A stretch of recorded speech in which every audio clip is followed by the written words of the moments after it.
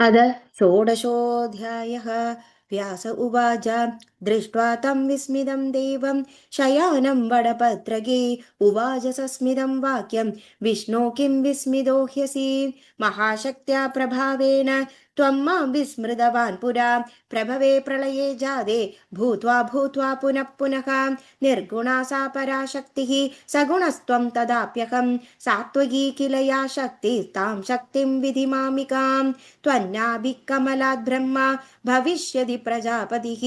सकर्ता सर्वलोकस्य रजोगुणसमन्वितः स तदा तव आस्थाय प्राप्य शक्तिमनुत्तमां रजसा रक्तवर्णश्च करिष्यति जगत्त्रयं सगुणान् पञ्चभूतांश्च समुत्पाद्य महामतिः इन्द्रियाणीन्द्रियेषांश्च मनःपूर्वान् समन्ददः करिष्यति ततः सर्गं तेन कर्ता स उच्यते विश्वस्यास्य महाभाग त्वं वै पालयिता तदा तद्भ्रुवोर्मध्यदेशाश्च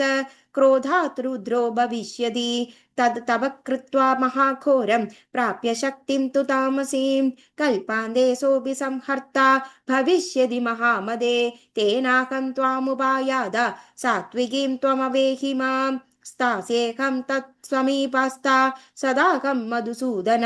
हृदये ते कृतावास भवामि सततं किल विष्णुरुवाच श्लोकस्यार्धं मया पूर्वं श्रुतं देवि स्फुटाक्षरं तत्केनोक्तं वरारोहे रहस्यं परमं शिवं तन्मे ब्रूहि वरारोहे संशयोऽयं वरानने निर्धनो हि यथा द्रव्यं तस्मरामि पुनः पुनः व्यास उवाच विष्णो स्वद्वदनं श्रुत्वा महालक्ष्मी स्मितानना उवाच परया प्रीत्या वचनं चारुहासिनी महालक्ष्मीरुवाच शृणु शौरे वजो मेद्य सगुणाकं चतुर्भुज मां जनासि न जानासि निर्गुणां सगुणालयां त्वं चानीहि महाभाग तया तत्प्रकटीकृतं पुण्यं भागवतं विद्धि वेदसारं शुभावहं कृपां च महतीं मन्ये देव्या शत्रुनिषूदन मया प्रोक्तं परं गुह्यं हिदायत्तव सुव्रत रक्षणीयं सदा चित्ते न विस्मार्यं कदाचन सारं हि सर्वशास्त्राणां महाविद्या प्रकाशितं नादः परं वेदितव्यं वर्तते भुवनत्रये प्रियोऽसि खलु देव्यास्त्वं तेन ते व्याहृतं वचः व्यास उवाच इति श्रुत्वा वजो देव्या महालक्ष्म्या चतुर्भुजः ददार हृदये नित्यं मत्वा मन्त्रमनुत्तमं कालेन नियत्कियदा न तत्र तन्नाभिकमलोद्भवः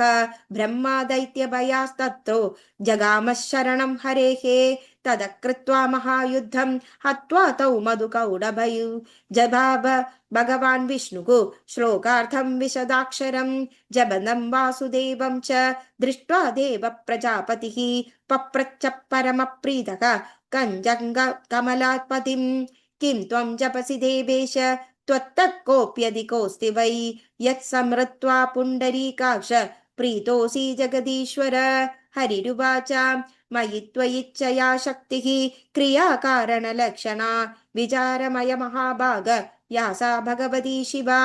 यस्याधारे जगत्सर्वं तिष्ठत्यत्र महार्णवे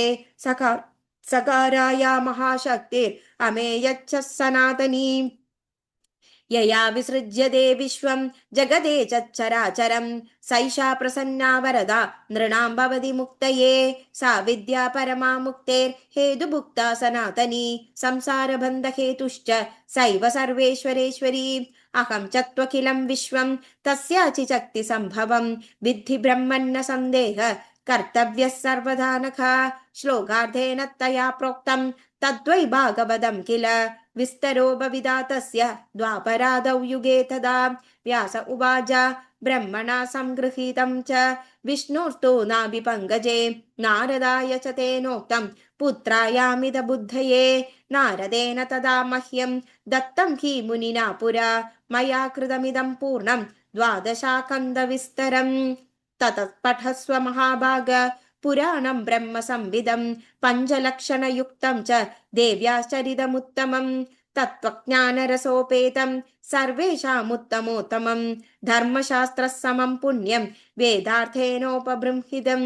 वृदासुरवधोपेदं नानाख्यानकदायुधं ब्रह्मविद्यानिदानं तु संसारार्णवतारकं गृहाण त्वं महाभाग योग्योऽसि मदिमत्तरः पुण्यं भागवतं नाम पुराणं पुरुषर्षभ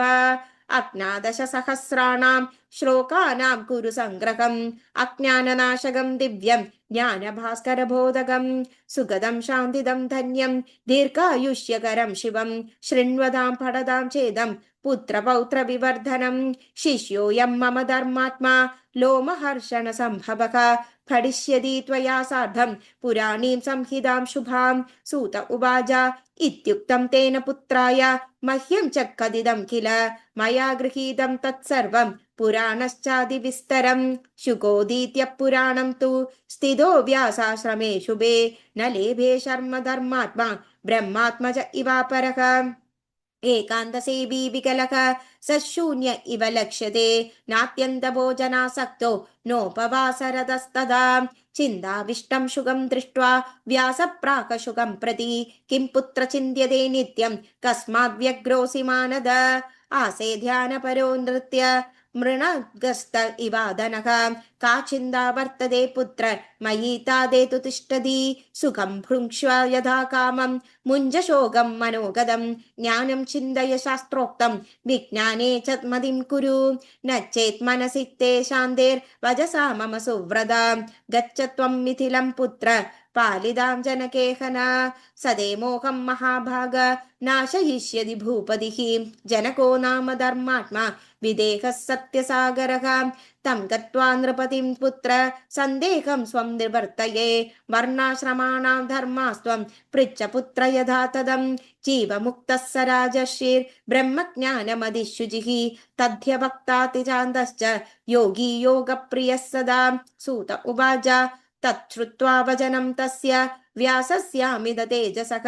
प्रत्युवाच महातेजः शुगश्चारणि सम्भवः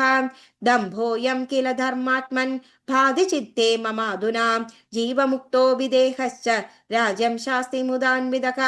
वन्द्यापुत्र इवा भाति राजासौ जनगप्पिदः कुर्वन् राज्यं विदेह किं सन्दोहोऽहं महाबुधा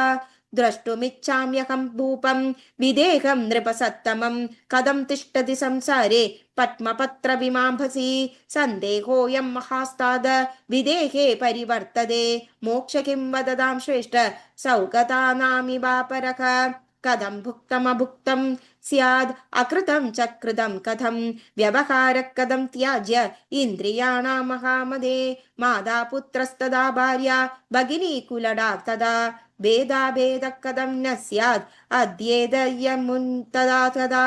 कटुक्षारं तदा तीक्ष्णं कषायं मिष्टमेव च रसनाय दिनानानि भुङ्क्ते भोगानुत्तमान् शीतोष्णसुखदुःखादि परिज्ञानं यदा भवेत् मुक्तदा कीदृशी ताद सन्देहोऽयं ममाद्भुतः